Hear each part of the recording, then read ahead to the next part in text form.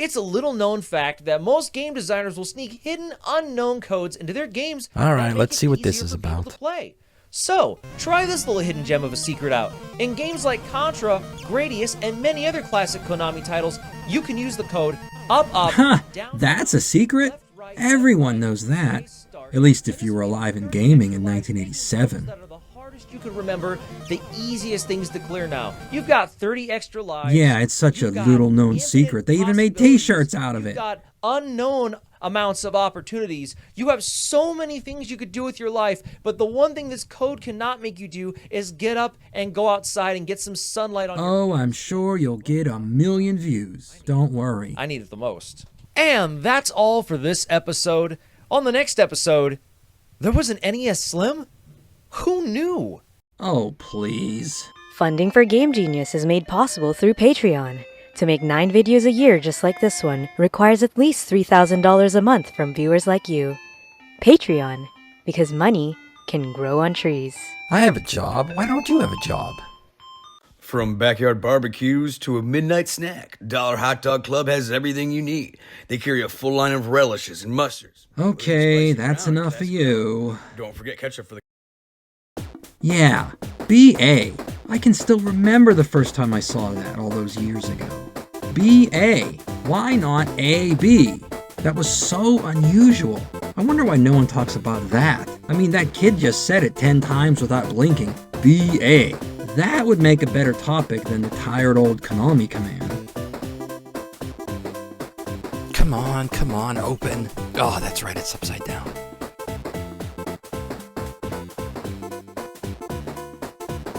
Really?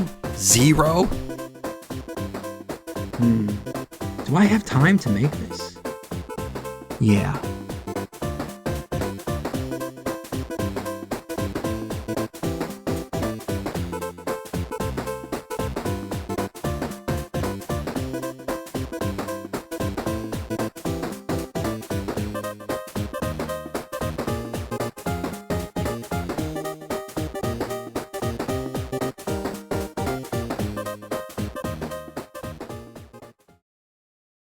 This is GTV. See what you've been missing. There's something in the world of games that's been hiding in plain sight. Something we all recognize, but no one has ever really talked about. That is, Nintendo controllers have their buttons labeled backwards. Why? For decades now, we've all been face to face with this weird little anomaly. And maybe because it's been around for so long, no one seems to find it strange that the controller reads from B to A. Why not from A to B? For every question, there is an answer, and I've found it. To learn why, stay here.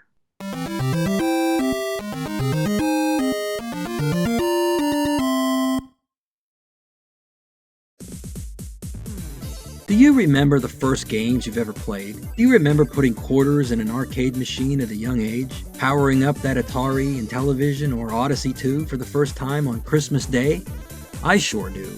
I know you do too. And naturally, as we got older and passed through each iteration of hardware, that first time, that first day, you never forget. And I can remember clear as a bell the first day I got to play the Nintendo Entertainment System. A friend of mine, Zach, invited me over to his house to play some games. As a lifelong Atarian, I found it strange that Nintendo, which already had some of its games on Atari, had its own machine. No, I was not enamored with it upon my first play. It was not love at first sight, like oh so many others out there claim to have felt. First, his small selection of games, including Mach Rider, were not much to get excited about. Yeah, even then, some of those early games were real stinkers. Secondly, the controller was so strange and obtuse. I had no idea how to use it. We played Mach Rider, and I can still remember saying to Zach, "What do I do? Why can't I move?" And Zach would say, "Push A." I am pushing A. No, that's B. Push the other button. Eventually, Zach just said the left button and the right button, which made playing the game a little easier. I went home and thought about my Atari. While it may have been old, at least the controller made sense. A week later, I discovered VS Super Mario Bros. Down at the local arcade. I saw Zach the next day and told him all about this amazing new Mario Bros. Game. He said, "Oh, Super Mario? Yeah, I beat that a few months ago. You want to play it?" Why Zach didn't just take out Super Mario Bros. From the start is still a mystery to this day. But again, I tried my hand at the weird backwards controller and kinda got the hang of it. Not long after, I got an NES of my own, and the weirdness of the BA faded away. Oh, and if you have a friend named Zach, don't call him a Lego maniac. He will hate that. But again, I asked, why? Why BA and not AB? I went back and looked at some old documentation. I looked at hardware and software manuals of Family Computer and NES games, read old magazines from the time, and realized something. Now, in my old age, it had become clear. Nintendo was trying to send the player a message. They were teaching us how to play the games we had, in a broad, general sense. Before Nintendo was a market leader, the world was a very different place.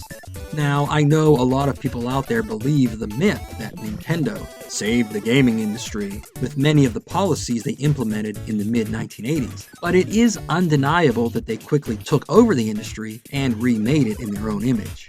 One of the things they changed was the way we played games, with the control pad. Before Nintendo, TV game controllers came in all varieties, but most followed the design of the Atari VCS, later 2600, joystick. The good old CX40. You held the base of the joystick in your left hand, and held the stick in your right hand. Your left thumb pushed the fire button. If you didn't know how to hold it, Atari stamped the word top on the joystick to let you know which way was up. Others followed suit with similar designs. These often included 2 or more buttons on the sides and a 10 key.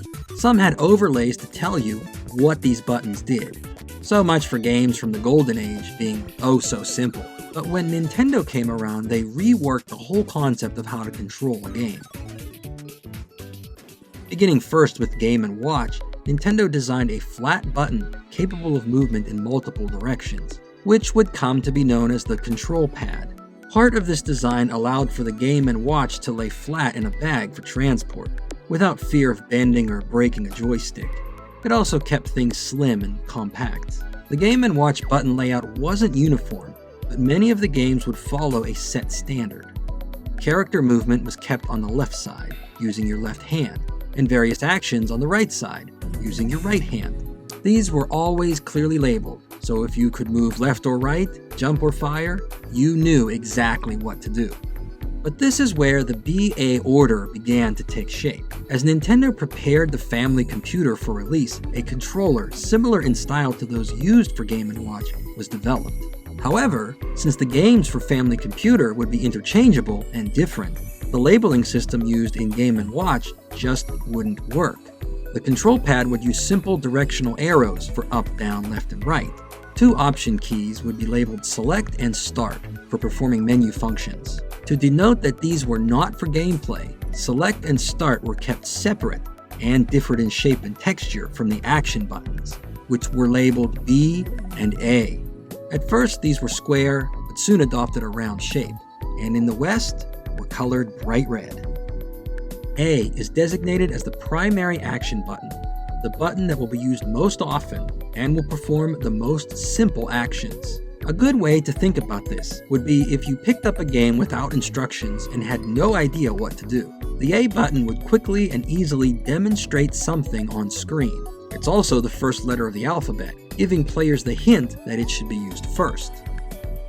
The B button is then the secondary button and is designated for complementary actions. With the B button, the actions involved might not be immediate or differ from game to game, and in the case of some games, not be used at all. Let's take a look at the earliest games for Family Computer and show how this is demonstrated. In Donkey Kong, the A button makes Mario jump. As it's the only action in the game other than movement, the B button is not used. In Popeye, the A button makes Popeye punch. In this game, he does not jump or perform any other action, so the B button is also not used. As an aside, the 3 games that were the original releases for Family Computer did not use the B button in any way, meaning for several months, the B button just stood there, useless and unused. Later releases did start utilizing the B button. In baseball, the A button is used to swing the bat or pitch the ball. The B button is used to advance runners for stealing bases, hit and run, tag up, or squeeze plays. In Ice Climber, the A button is used to jump and break bricks above the player. The B button is used to swing the hammer, repelling enemies that approach the player. In these examples, you can see 2 very different types of games with very different play styles that continue the practice of having the A button used for the most immediate and basic actions, and the B button being used for secondary actions that refine gameplay. That's an interesting feature you don't really think about, but it does allow anyone to just pick up and play any game. So if that was the intent, why not just label the buttons A, B? The answer becomes apparent in Nintendo's most popular game. Super Mario Bros. Set many standards still used today. Multiple themes such as scrolling screen movement, power-ups, hidden items, and an overall main goal that gives a definitive end to the game were all popularized here, and featured in many games for years after. I didn't say Super Mario Bros. Was the first, however. In the control scheme of Super Mario Bros., the A button allows Mario to jump or swim, while the B button allows Mario to run and shoot fireballs. Again, keeping with the notion that the A button should address the simplest game mechanics. If you've never played the game, pushing the A button clearly demonstrates the action it should perform, while the B button is not readily apparent, being learned later. In a fully powered state, the A and B buttons are used in conjunction to move through the game faster and easier. Keeping the A button as the furthest button out on the edge of the controller meant that as the player holds the controller, the travel distance of the right thumb to the A button is the shortest, as the primary button A would be used the most and the easiest to access, while B, not used in the same way, nor as often, would not interfere, though it could just be as easily accessed by sliding your thumb over. If the button assignments were reversed, and B was for jumping, and A was for running, the maneuvering would be much more difficult, as the player's thumb would have to cross over both buttons in order to jump, potentially causing too many mistakes and making the game less enjoyable to play. In Super Mario Bros., the B and A buttons can be used simultaneously, allowing the player to run and jump quickly, and if you're skilled enough, shoot off a few fireballs along the way. This combination has been used in most Super Mario games since 1985. In fact, this button combination had become so popularized in the 8-bit era, it earned its own nickname, the B-Dash. As games advanced, the BA control scheme stayed intact, but evolved for different types of games. In shooters like Gradius, the A button is used for the main weapon, while the B button is used for activating or using power-ups. In role-playing games such as Dragon Warrior and Final Fantasy, the A button is used for talking to non-playable characters, examining objects, and as the accept command in menus. The B button is used to cancel a command or move backwards one step through multiple menus.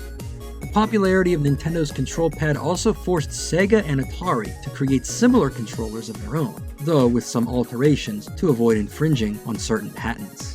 When Nintendo released the Super Famicom in 1990, the controller was upgraded to accommodate 6 action buttons. Alongside the now familiar BA would be 2 more face buttons, Y and X, kept separate from B and A, as well as 2 more buttons on the shoulders of the controller, L and R. With newer, advanced hardware and more immersive gameplay, these new buttons added different functions to Super Famicom games.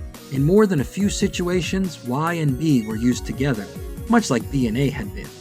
Though for all menu commands, the A button would be the default position to accept, while the B button would be the default position to cancel, a rule that remains intact to this day. When Sony released the PlayStation in 1994, its controller featured 4 face buttons and 4 shoulder buttons. Instead of letters, symbols would be used to name the face buttons, with square, triangle, cross, and circle standing in the place of YXBA. Much like how B and A were a subtle message to the player of where to place your hands, so too were the PlayStation symbols. Square represents a map or menu. Triangle, a character's point of view. Circle means to accept, and cross means to cancel.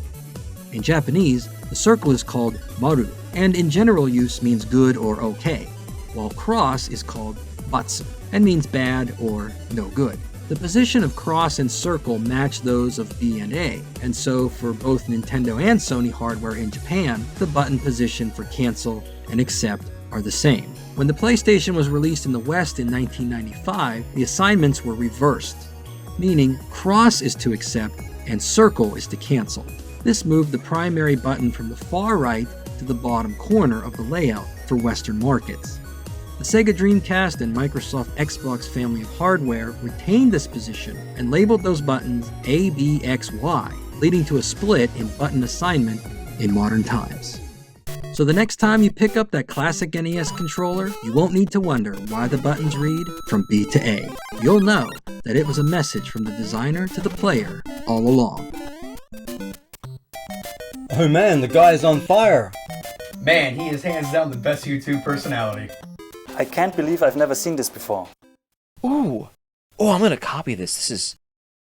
This is phenomenal.